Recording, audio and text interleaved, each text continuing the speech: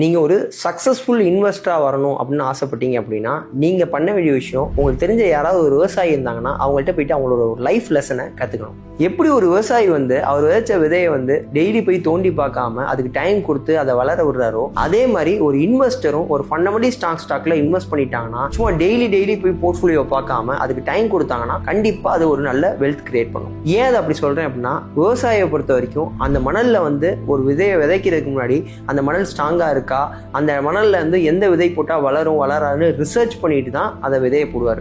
Once விதையை போட்டுட்டாரு அப்படின்னா அதுக்கான டைமை கொடுத்து அதோட ரிசல்ட் வர வரைக்கும் வெயிட் பண்ணுவார்.